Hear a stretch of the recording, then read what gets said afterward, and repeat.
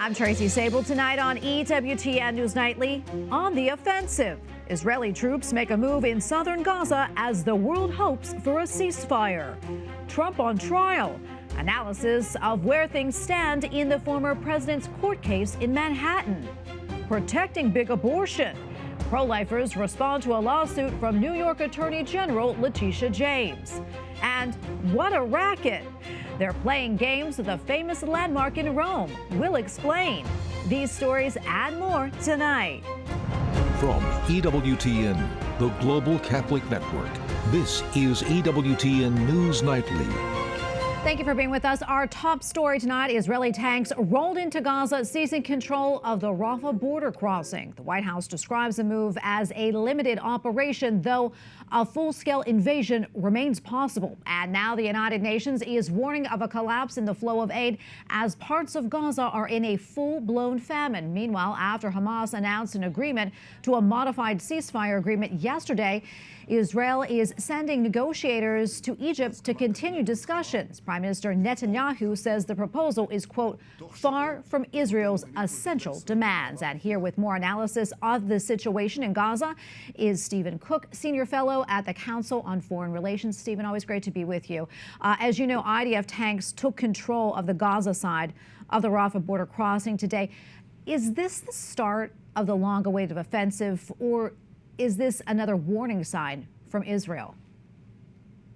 Well, given the limited nature of the incursion, it strikes me that the IDF is trying to apply pressure on Hamas to be more forthcoming in ceasefire negotiations. It's become the highest priority for the Israelis to return their to get their people back, and it has become a source of contention whether negotiation or military pressure is the thing that will make that happen. And the Israeli government has clearly decided military pressure is the best way to convince Hamas to return those hostages. Then again, if these negotiations don't continue, the Israelis are reserving the right to expand their military operations in Rafah to destroy the remaining Hamas battalions that are holed up there. Yeah, and as we heard, the U.S. has repeatedly stated its opposition to the Rafah offensive. If Israel defies that opposition, what do you think that means for relations between the U.S. and Israel? Well, relations between the United States and Israel are obviously tension-filled, and this would be yet another test in those ties. It would not surprise me if either the Congress or the president seeks in response to condition at least some military aid to the Israelis if they were to defy the president on this issue. But they have every incentive to do so. The Israeli government has the backing of the Israeli people for a Rafah operation. The war cabinet is united on the need for a Rafah operation. So this may be one of those instances in which the Israelis frame their fight in existential terms that even the power, influence, and quite frankly, leverage of the United States is not what people may think it is. Yeah, and yesterday, we saw that back and forth on that ceasefire agreement. Do you think a deal is getting closer, that is, or is this a little bit of, showmanship from both sides?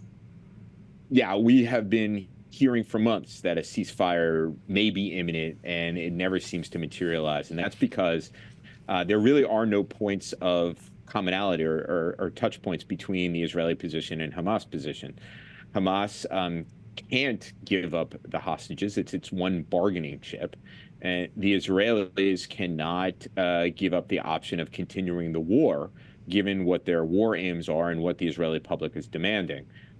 Given that those are the demands, the Israeli demands that Hamas gives up the hostages without giving up the option to continue the war, it doesn't seem that a ceasefire is as imminent as people say. But of course, the CIA director is still in the region and continuing to work the issue. So perhaps he knows something that the rest of us don't. Well, Stephen, always great to get your analysis. We appreciate it. Thank you. Thank you. Tonight, the Biden administration says that it believes there is space to reach a deal in the ongoing ceasefire negotiations, adding that it is trying incredibly hard to push one over the line. At the same time, President Joe Biden is reaffirming his support for Israel while calling on all Americans to stand united against anti-Semitism and hate. White House correspondent Owen Jensen reports. Owen. Tracy, earlier today, President Joe Biden traveled from the White House over to the U.S. Capitol to deliver a Days of Remembrance speech, remembering and honoring the millions of Jewish victims of the Holocaust many decades ago, as well as those murdered back in October, brutalized and taken hostage by Hamas. As a ceasefire remains uncertain between Israel and Hamas, President Joe Biden delivers remarks at the U.S. Capitol, where Holocaust survivors, elected officials, and school kids took part in the remembrance ceremony hosted by the U.S. Holocaust Memorial Museum. The president reassuring the Jewish community they are not alone, that they belong, always have, and always will. My commitment to the safety of the Jewish people, the security of Israel, and its right to exist as an independent Jewish state is ironclad, even when we disagree.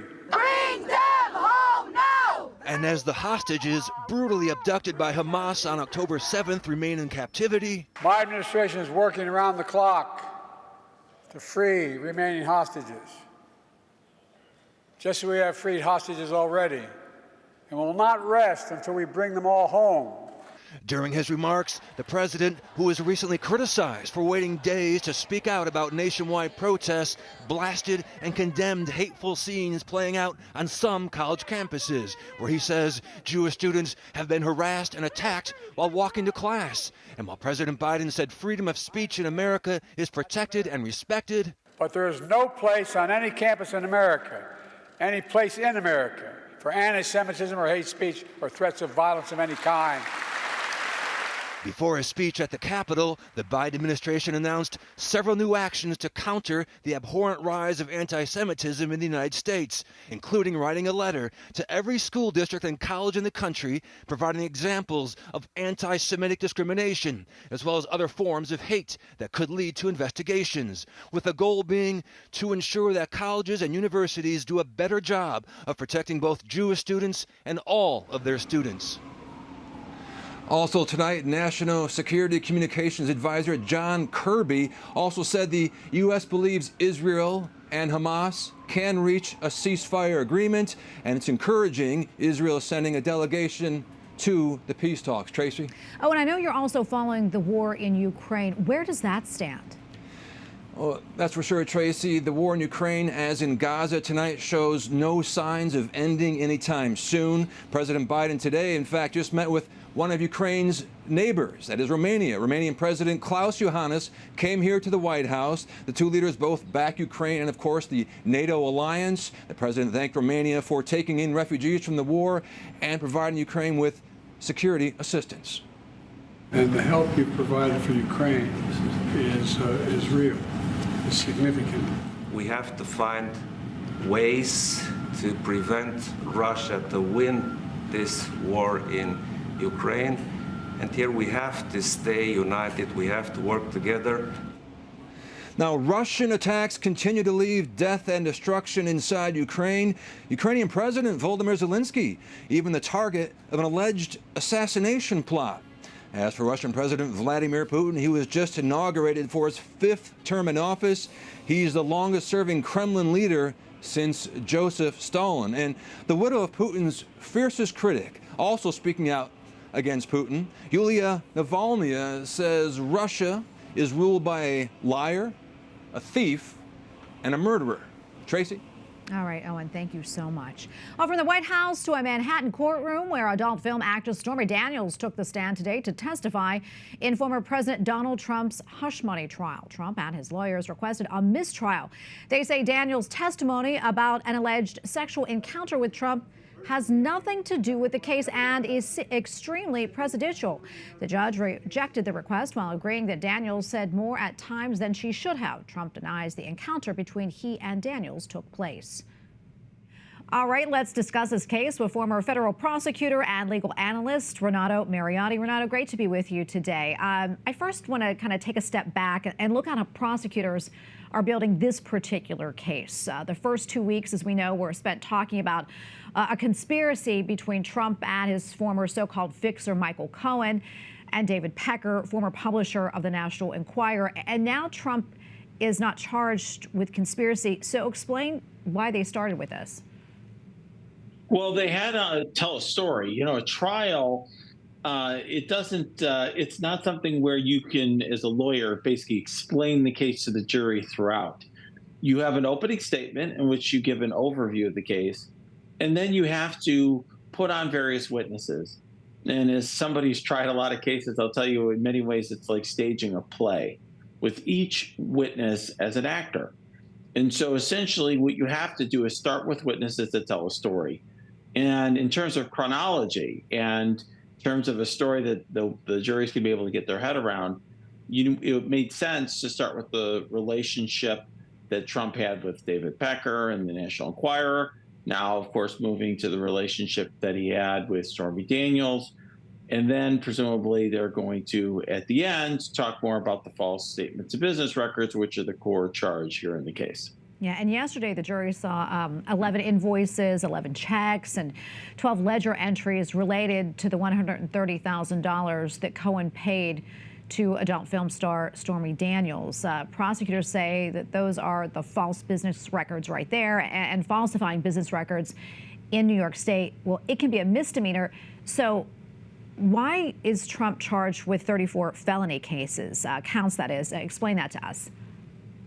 Sure. So under New York law, falsifying business records is, as you mentioned, a misdemeanor. However, it becomes a felony if the falsification of business records is done with the intent to conceal another crime. And so the other crime here is this alleged conspiracy to commit an election crime, essentially a sort of expenditure of funds beyond the limit for a campaign in order to benefit the campaign. That is the crime that is being used to take this from a misdemeanor to a Class E felony, which is the lowest level felony.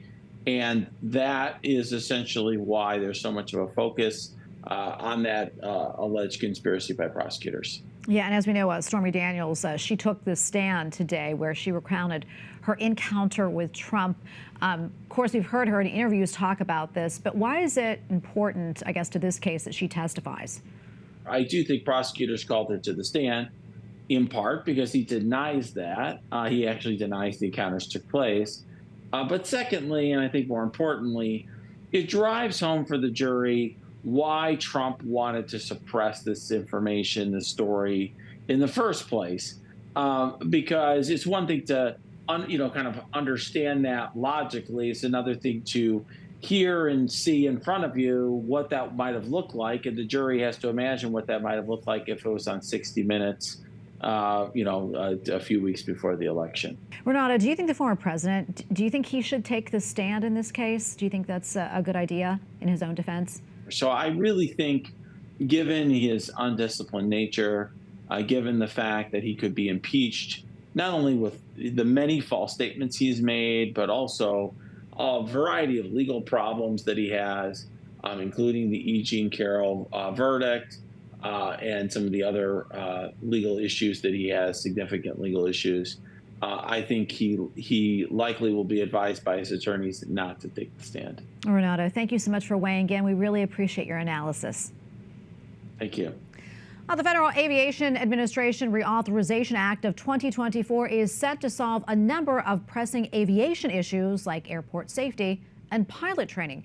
Because it is the last major bill of this Congress, lawmakers want to tack on more than 24 amendments dealing with a variety of unrelated issues.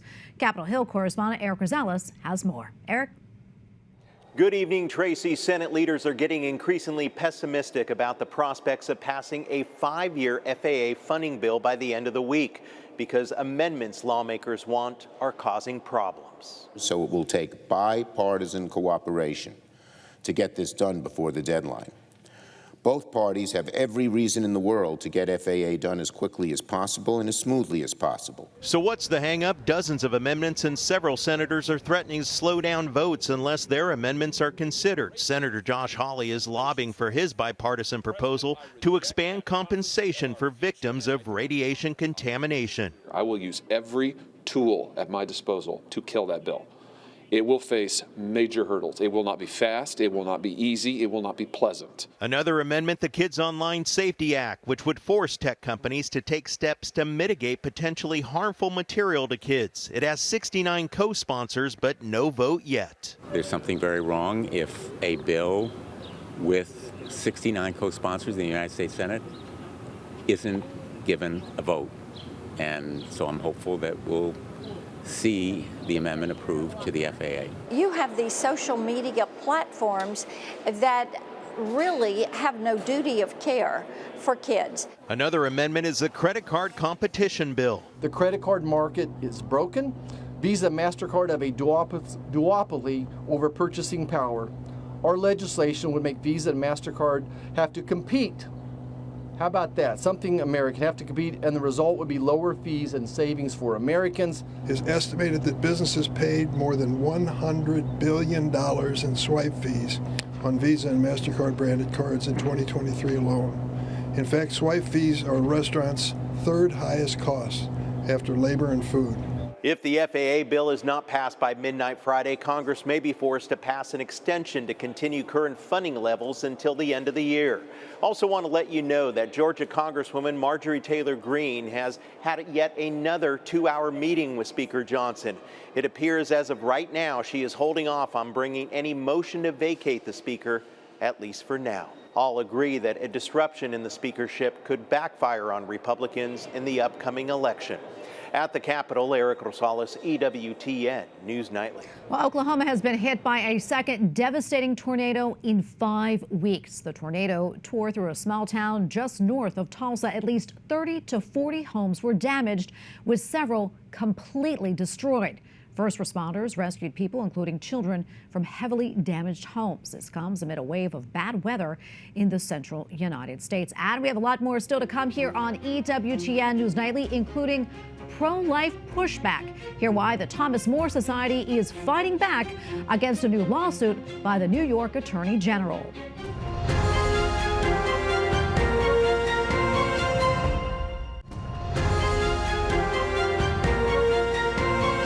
Welcome back. Lawmakers in Minnesota are considering sweeping legislation on abortion and so-called LGBTQ rights. The Minnesota Equal Rights Amendment would prohibit discrimination on the basis of so-called gender identity and over a person making a pregnancy decision. Opponents say there's danger that the legislation will enshrine a radical abortion agenda into the Constitution. Protecting big abortion, that's what pro-lifers are saying in response to a lawsuit from New York's Attorney General.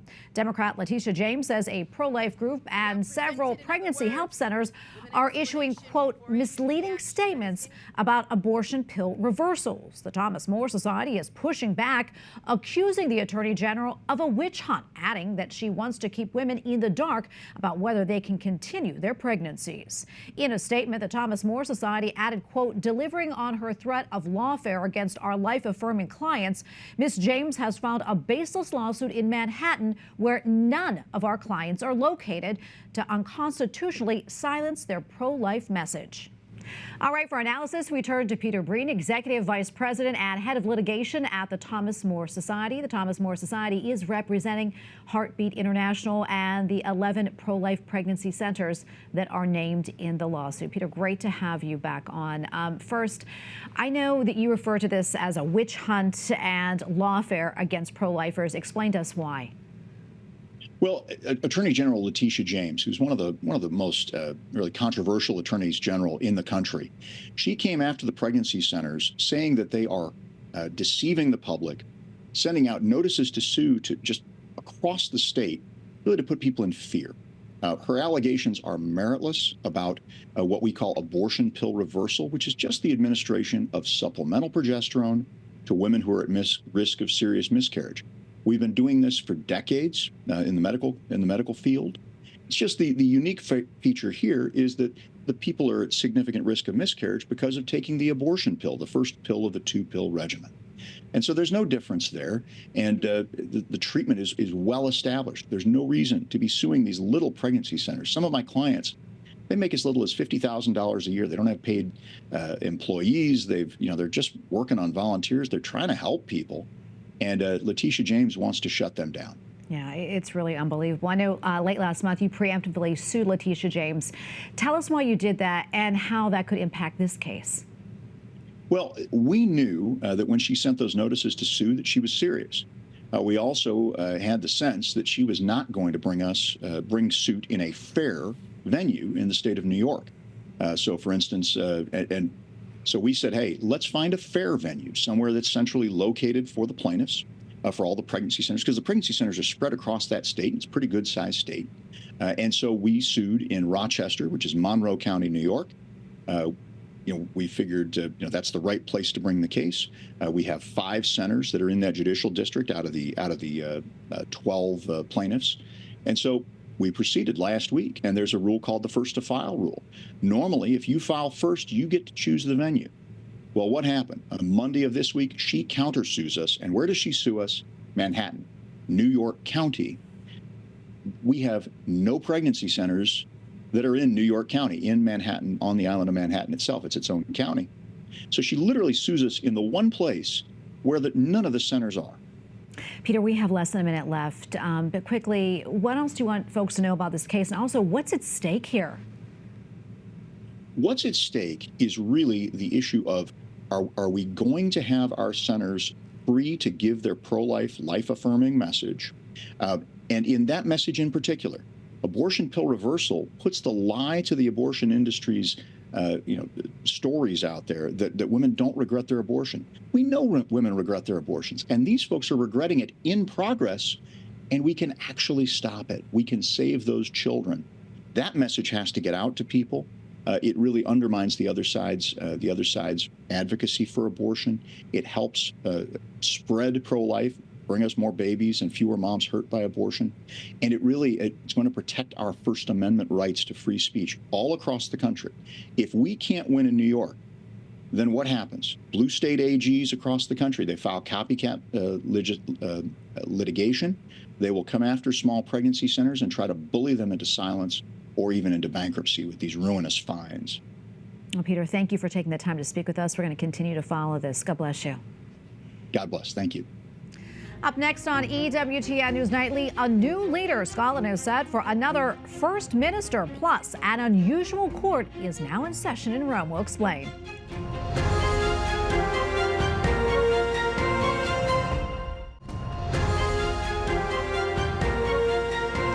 A former church in Turkey has officially been reopened as a mosque. The historic church of the Kora in Istanbul dates back to the 6th century. In the 1600s, it became a mosque and then a museum. It is considered one of the world's most splendid examples of Byzantine mosaics and frescoes, with many depicting the life of Jesus and Mary. The president of Togo has signed a new measure that eliminates presidential elections. Under the new law, presidents will be selected by parliament. During recent elections, government officials banned the Catholic Church from deploying observers. The new constitution also creates a leadership position similar to a prime minister. Opposition groups are calling for protests to reinstate the previous constitution. Scotland is set for its third leader in just over a year. This after the country's former deputy first minister took over the ruling Scottish National Party. However tough it has recently been for the SNP, never ever forget that at the same time, SNP policies and actions are transforming lives here and now in our country. John Swinney is likely to be elected as First Minister later this week. This follows First Minister Humza Yousaf stepping down as the party's leader. Yousaf lost support of the SNP in part because of his support for transgender care. Well, finally tonight, people in Rome are excited for a day in court, so to speak. That's because of the historic Piazza del Popolo in Rome has been transformed to feature a tennis court. The clay court is open to the public and has even hosted a few qualifying matches for the Italian Open tennis tournament. The court is set set up between two churches and will be there until the tournament ends later this month. Very cool, Ellie. Thank you for watching tonight. Remember, you can follow us on social media, Facebook, X, and Instagram at EWTN News Nightly. I'm Tracy Sabol. Good night and God bless.